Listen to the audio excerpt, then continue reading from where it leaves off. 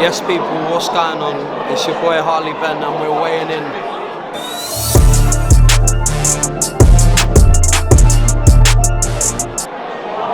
Yes, weighing in with Harley Benn.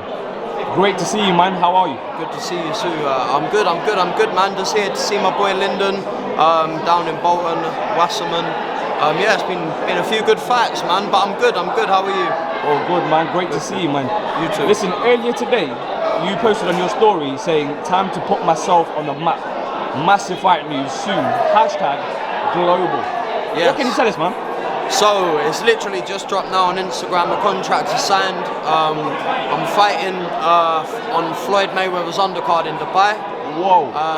On the 13th of November on pay-per-view. So that itself is massive. He's my favourite boxer of all time. So once I heard I had the opportunity, I grabbed it with both hands. You know what I mean? So.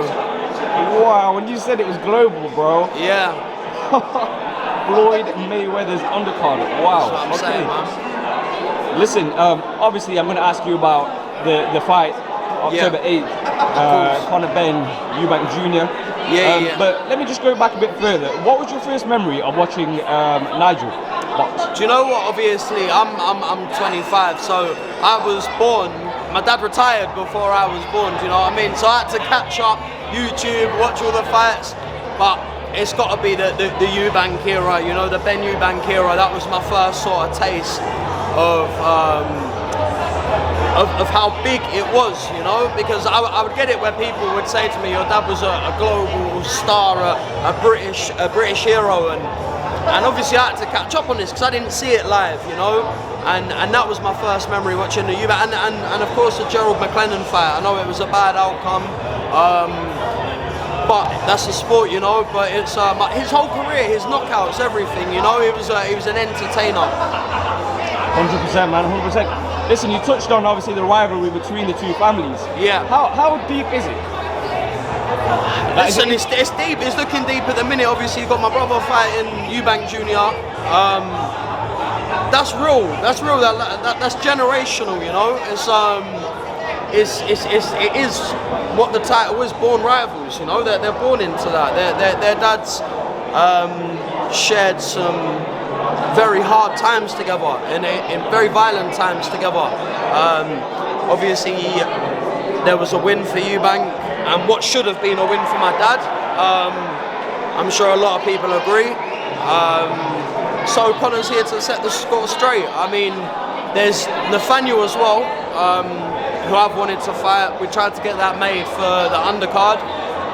That didn't materialise, but that's always something that can happen down the line. So yeah, the family feud is still well and alive, you know. Absolutely, man. Listen, when did you last speak to Conor, and how focused and ready is he for this fight? I last spoke to Conor yesterday, just to tell him my news, and he's ready. He's focused. He's ready. You've probably seen on Instagram, he looks like a machine. He is a machine. And I believe he's going to go and do the business on October the 8th. What was his reaction to hearing your news? He's over the moon for me, man. He's over the moon. I asked advice, and he gave me some advice, and he was over the moon for me, man. He was buzzing for me. On the other side of it, Eubank Jr., he says he'll be flying at 60% against Conor. He's walking about, eating KFC. What do you make of all that?